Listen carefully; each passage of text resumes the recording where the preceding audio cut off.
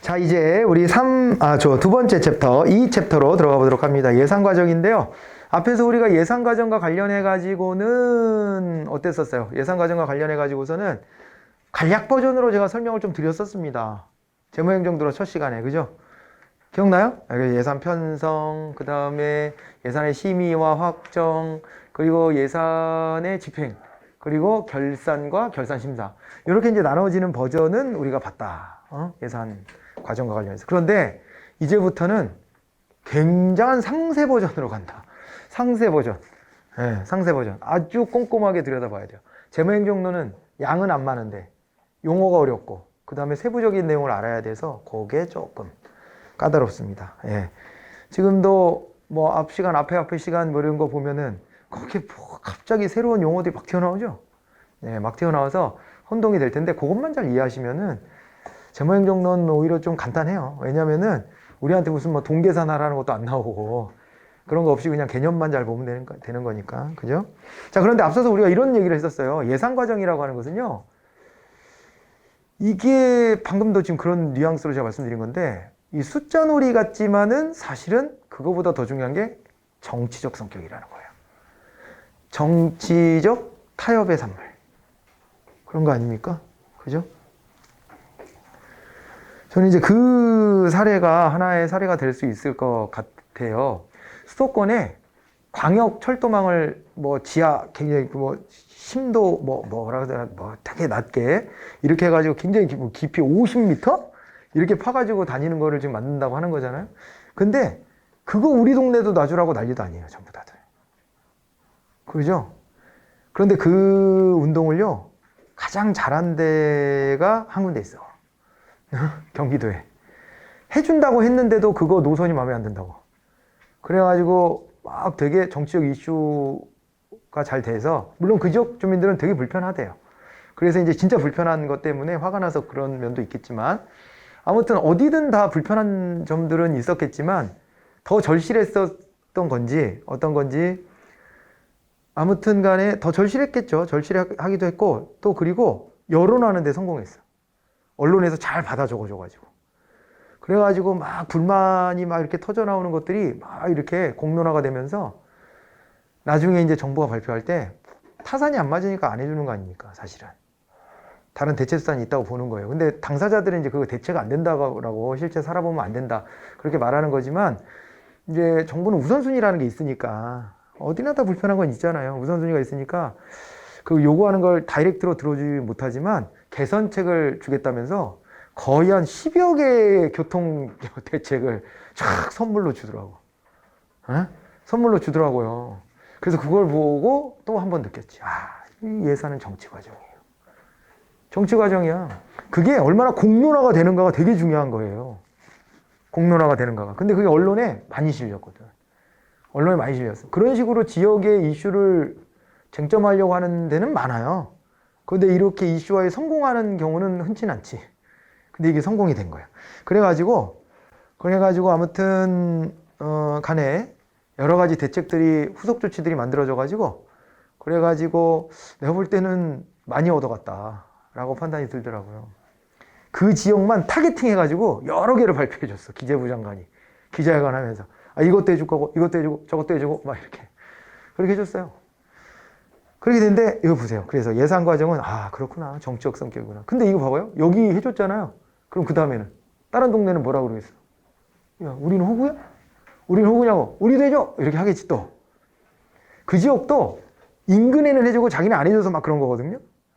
그런데 여기가 이제 됐지? 그러면 그 다음에는 이제 다 끝났다. 이게 되나? 다음에 다른 지역이 또 들고 나오겠지. 그래서 이게 점증주의적 성격이 있다. 됐어요? 계속 예산은 불어날 수밖에 없어. 해주던 거는 계속 해줘야 되고, 어디가 끝난 것 같으면 또 다른 데가 또 해달라고 하고, 계속 예산 소요가 있습니다. 그래서 여기에 이제 점증주의적 성격이고요. 경제적인 성격으로만 보면 그렇게 하면 안 되죠. 우리가 앞에서 정책결정론을 공부했었잖아요. 정책결정론의 차원에서 보면 합리모형을 기반으로 하자 이렇게 했었잖아요. 합리모형은 경제적 합리성이었고 점증모형은 정치적 합리성이었는데, 합리모형을 대원칙으로 삼기로 했었잖아요. 그죠? 그런데 이제 현실적으로 안 된다고 비판한 게 점중주의, 뭐 만종모형 이런 것들이었습니다. 예산도 근데 만종모형까지는 예산에서는 말을 안 하지만 현실은 점중모형인데 추구하는 건 합리모형이에요. 경제적 합리성의 측면에서 보자면 이거는 해서는 안 되지 이렇게 되는 거예요. 그죠? 그런데 옛날부터 줄곧 이어져 내려왔던 게 사실은 점중모형이에요. 점중모형이 이어져 내려왔던 건데 이거를 이제 정신을 좀 차리고 야 예산 낭비하지 말자.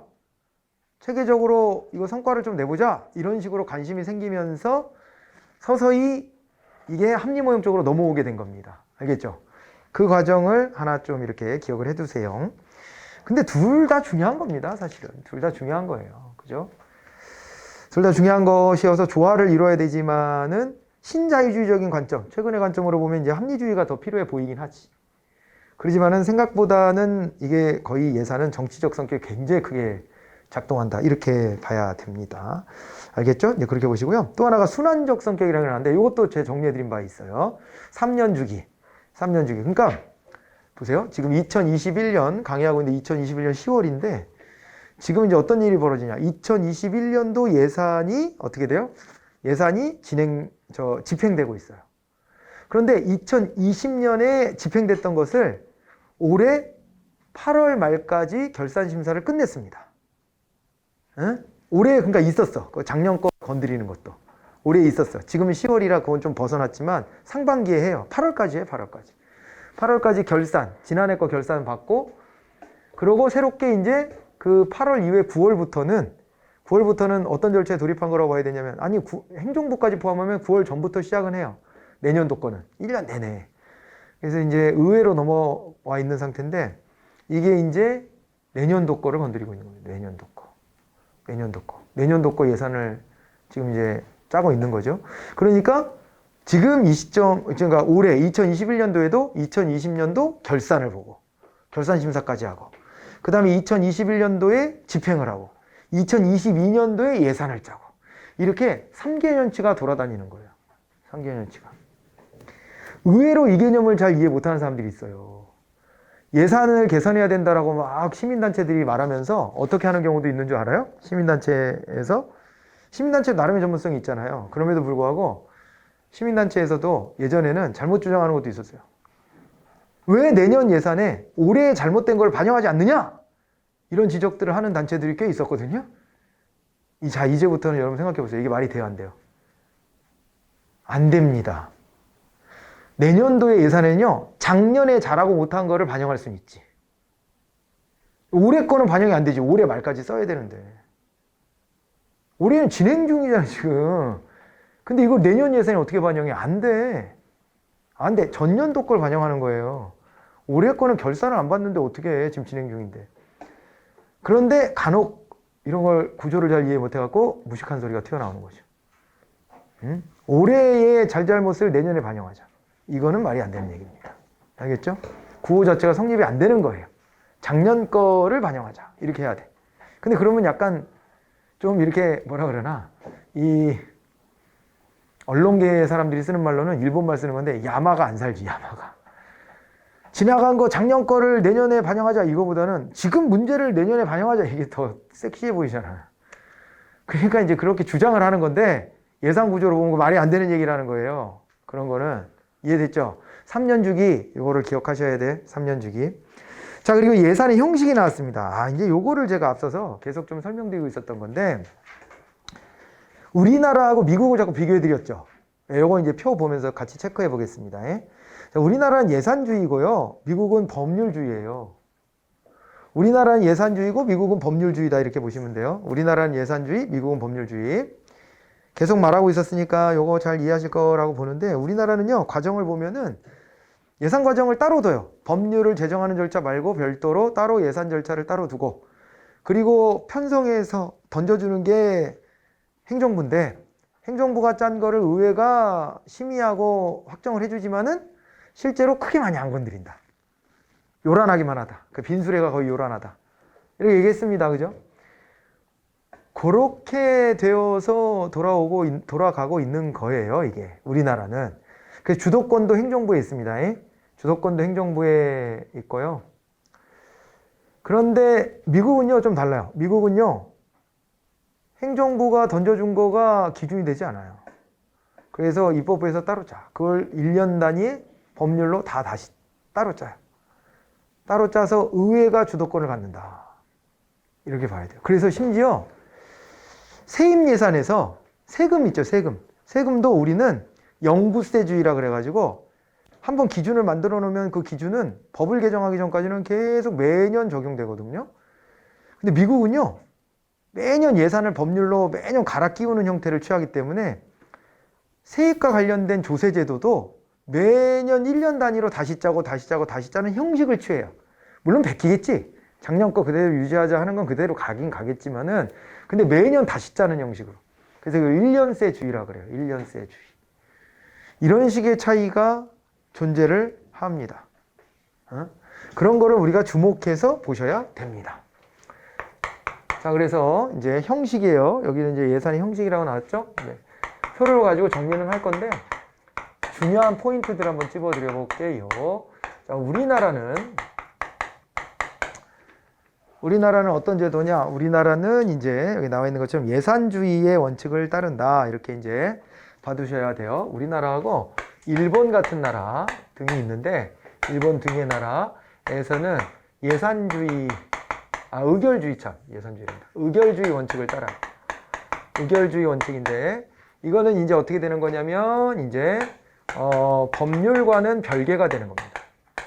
법률과는 별개의 절차를 거쳐 가지고 예산안을 의결해주는 형식을 취한다. 이렇게 보시면 됩니다. 그러므로 여기서 봐야 될 게 있는데요. 법률이 아니기 때문에 뭐가 있냐면요. 일본은 대통령도 없지만 우리나라 기준으로 보세요. 대통령의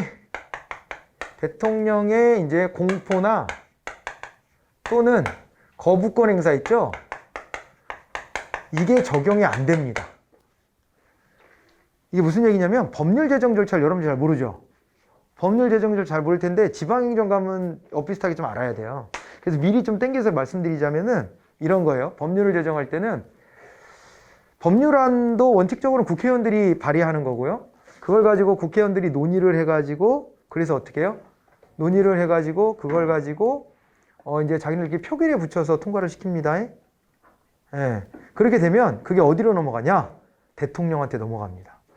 의회에서 통과가 되면 대통령한테 넘어가면 대통령이 그걸 탁 받아들고 우리나라 제도로 보면 15일의 기간을 줘요. 그럼 대통령이 그걸 가지고 이상 없으면 대통령이 이거 확정합시다 이러고 공포라는 거래요. 공포권. 대통령이 이거 공포한다 그래요. 그래야지 효력이 생겨. 공포하고 나면 20일 후에 효력이 생겨요. 통상은. 그런 식으로 아무튼 간에 대통령이 선언해 줘야 돼. 공포해 줘야 돼. 그런 권한이 있어요. 그런데 이 법이 마음에 안 들어. 이건 잘못된 것 같아. 그럼 어떻게 하냐면요. 이 법을요. 빠꾸시킵니다. 빠꾸시키는데 그거를 우리가 초등학교 때부터 배웠던 거부권으로 이해하시면 돼요. 법률안에 대해서 거부권을 행사하는 거예요. 그렇게 되돌려 보냅니다. 법률은 그렇게 하는 거예요. 알겠죠? 그러면은 국회에서 다시 의결해야 돼요. 더 엄격한 요건으로. 그렇게 가는데 예산 절차는 우리가 간략버전 봐서 알지만 그렇게 안 합니다. 국회가 확정하잖아요. 거부권이 없어요. 대통령이. 그 국회가 확정하잖아요. 별도의 공포 절차도 없어요. 그럼에도 불구하고 어떻게 되냐면 아까 말씀드렸지만은 그럼에도 불구하고 요거는요. 행정부의 권한이 입법부보다 더 세요. 입법부보다 행정부의 권한이 더 세다. 왜냐하면 행정부가 편성한 대로 거의 통과가 돼버려요. 주도력은 행정부가 갖는 것이다. 오히려 그럼에도 불구하고. 그러니까 거부권을 줬다는 얘기는 주도권이 없는데 이거는 뭐 받아들여 이렇게 하라고 주는 거니까. 시당초부터 대통령이 주도하는데 뭘 거기다 거부권을 주냐. 법률 형식이 아니라는 건 그런 의미가 있다. 이렇게 봐두시면 됩니다. 알겠죠? 그렇게 봐두시면 되고. 그리고 그 다음에 이제 또 하나가요. 이게 뭐였냐면 아까 이제 세입 같은 거를 보면은 세입은 어떻게 되냐면 이거는 영구세주의라고 해요. 영구세주의. 영구적이다. 뭐 이렇게 얘기하는 거죠. 이렇게 얘기한다면은 요거랑 대비해서 미국을 중심으로 봅니다. 미국이나 영국도 대통령제가 아니어가지고 여기는 뭐 거부권 이런 얘기는 할 건 없어요. 그래서 이제 미국 중심으로 보시면 되는데 여기는 법률주의야. 아, 근데 영국은 완전 다른 게요. 영국은 의원내각제라고 그랬잖아요. 참고삼아 말씀드리면 영국은요. 의원내각제를 채택하면서 법률주의를 따른다고 그랬잖아요. 영국은 이런 전통이 있어요. 총선을 치르면 누가 총리가 되냐면 영국도 두 당 중심이거든요. 두 개의 정당 중심인데 그 중에서 과반 이상 확보한 정당 있죠. 거기에 당 대표가 된 사람, 이 사람이 총리 후보예요, 사실. 그래가지고 총선에 과반을 확보하면 그 당의 대표가 자연스럽게 총리가 됩니다. 그리고 그 당에 인물들 있잖아요. 정치 경력도 많고 이런 사람들 중심으로 장관 자리를 다 차지해 들어가요. 애시당초에 선거를 치르기 전에 공표를 합니다. 우리가 집권하면 이 사람이 무슨 장관, 이 사람이 무슨 장관, 이 사람이 무슨 장관 할 겁니다. 이래가지고 공표해놓고 선거를 치러. 그러고 이제 선거가 끝나면은 그거대로 이제 장관까지 다 이제 가는 거예요. 그렇게 가요. 그러다 보니까 여기는요, 총리 세력과 의회의 가반 세력이 다를 수가 있어요, 없어요? 없죠. 전제 조건 자체가 의회 가반을 차지한 세력의 당대표 되는 사람이 총리를 하는 거예요. 같은 세력이에요, 여기는. 그러니까 우리나라 같은 대통령제에서는 안 그럴 수도 있잖아요. 의회랑 대통령이 맨날 싸울 수도 있잖아요. 근데 얘네는 그럴 일이 없어요. 그럴 일이 없어갖고요.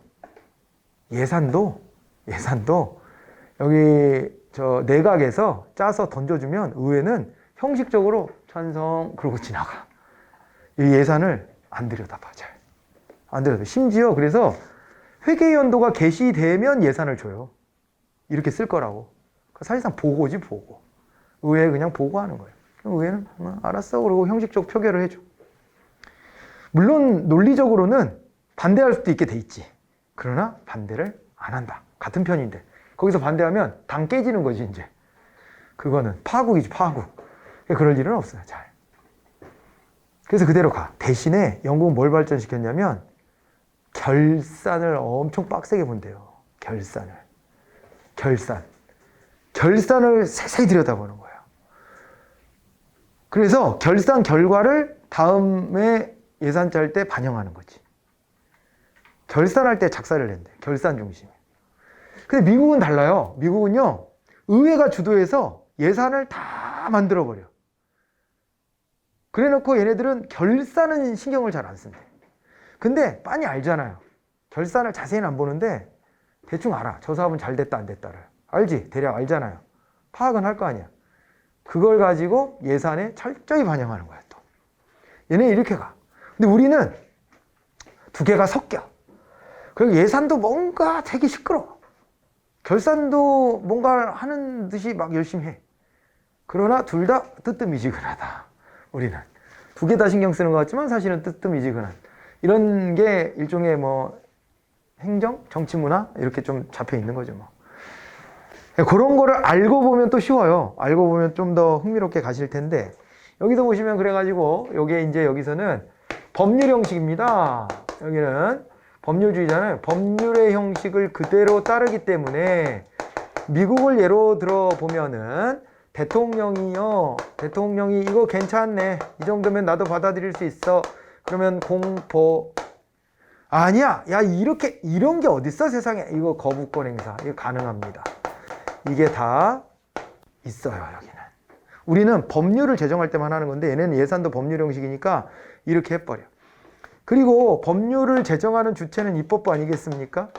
입법부가 중심이 되는 것이에요. 입법부가 행정부보다 위에 서가지고 이거를 진행을 하는 것이다 라고 봐두시면 되고, 그리고 세금을 거둘 때에도 1년 단위로 1년세 주의로 간다 이렇게 보시면 됩니다. 1년세 주의로 간다.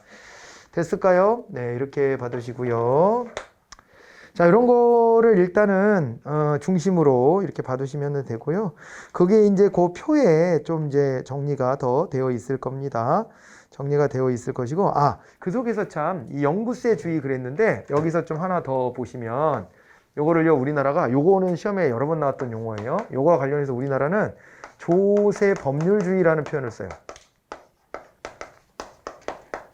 조세법률주의입니다. 조세법률주의. 그래서 세목과, 그러니까 세목은 세금을 걷는 항목이에요. 그리고 세율 있죠, 세율.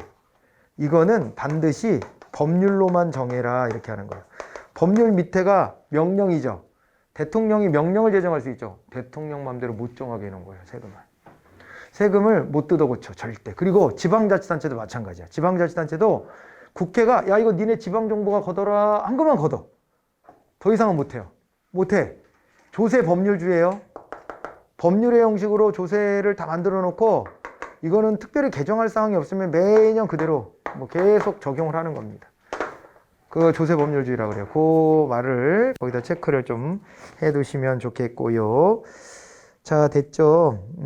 그리고 이제 제출기한 같은 건 우리나라 예산 과정에서 다 봤었던 것이고, 심의 범위도 나왔는데요. 우리나라는 이제 국회의 일방적인 증액 및 세비목 설치가 안 됩니다. 여기는 구체적으로 지금요, 우리나라하고 미국만 비교한 거예요. 원래 근데, 이거 있죠. 그러니까 의회로 넘어갔을 때 의회가 깎는 거는 맘대로 해도 되거든요. 깎는 건 맘대로 해도 되는데, 이거 더 쓰지? 이렇게 증액하는 거. 우리나라는 맘대로 못하게 해놨어. 증액하거나 아니면은 새로운 항목을 집어넣는 거. 그 의원들도 하고 싶어요. 왜냐면 자기네 동네 일과 관련해서는. 지역에서 표 얻어야 되니까. 근데 그걸 우리나라는요, 그렇게 못하게 해놓고 그렇게 하고 싶으면 어떻게 해야 되냐면 이거를 정부하고 정부의 동의를 구해야 돼. 정부랑 협의해서 정부가 동의해 줘야 돼요. 의원이 함부로 찔러 넣을 수가 없어. 근데 깎는 거는 의원들 맘대로 하면 돼요. 찔러 넣는 건 안 돼. 이해돼요? 우리랑 똑같이 하는 게 영국인데요. 아까 영국은 근데 어떻다 그랬어요? 예산을 잘 들여다본다 그랬어요? 안 들여다본다 그랬어요? 안 들여다봐요. 그래서 얘네들은 애시당초 의원들이 그걸 찔러넣을 생각을 안 하는 거고 그걸 안 하게 돼 있고 처음부터 그냥 행정부가 다 자기네 의원들로 가 있으니까 그거 반영하겠지. 그래서 처음부터. 그렇게 해버리는 거지 중간에 찔러넣는 건 안 해. 근데 우리는 그렇지도 않은데 찔러넣지 못하게 해놨어. 찔러넣지 못하게 해놨습니다. 반드시 정부의 동의를 받아서 해야 돼요. 그게 특징이에요. 일본 같은 경우는 증액은 의원들이 마음대로 하는데 새로운 비목 설치는 못해요. 이거 돈 더 쓰자, 이거 새로운 항목으로 더 쓰자, 이건 못해. 미국은요, 의회가 너무 힘이 세가지고 증액이든 세비목 설치든 행정부의 동의고 나발이고 필요 없이 지들이 마음대로 다 해. 그게 차이예요. 그래서 우리나라랑 미국은 극명히 대비가 됩니다. 이런 점에서는. 자, 그래서 여기는 우리나라랑 미국을 국한해 갖고 보는 거니까 거기에서 보면은 우리는 이제 증액이나 세비목 설치가 안 되는데 미국은 다 됩니다. 그리고 뭐 심의 기간도 우리는 제한이 있는데 미국은 그런 제한이 잘 없어요. 그러고 이제 거부권하고 공포권에 대한 얘기는 아까 했고요. 그죠? 그리고 이제 시간적 효력인데 우리는 회계연도가 끝나면 내년도 거로 바뀌잖아요. 근데 얘네는 한번 법률이니까 몇 년도 예산법 그러면은 그거는 계속 그 효력이 있는 거예요. 물론 시간이 지났으니까 그 법이 더 이상 효력을 발휘하지 못하지만은 형식적으로는 그때 법률은 그때 법률대로 그대로 있는 거예요. 그런 식으로 이해를 하면 되고 영구세주의와 1년세주의 이것도 이제 나눠서 보시면 됩니다. 그리고 이제 우리는 예산을 짜는 것을 행정부 조직 내에서 어떻게 할 것인가를 중심으로 짠다면 미국은 의회가 중심이 돼서 국민들까지 모두 구속한다. 왜 그러냐면 세금을 걷는 것까지도 매년 다시 짠다 그랬잖아요. 그러니까 이거는 국민들한테도 영향을 미치는 행위를 하는 것이다. 이렇게 보는 거예요. 알겠죠? 자, 그렇게 봐두시고. 그리고요, 우리나라에서는 예산으로 법률을 바꾸는 걸 못합니다. 그리고 미국에서는 법률로 예산을 변경하는 것이 불가하다. 이런 식으로 되어 있죠. 그죠? 네, 그러니까 무슨 얘기냐면 미국은 애시당초에 예산을 법률의 형식으로 짜놨잖아. 그러니까 다른 법률로 또 이 예산에 영향을 줄 수는 없는 거예요.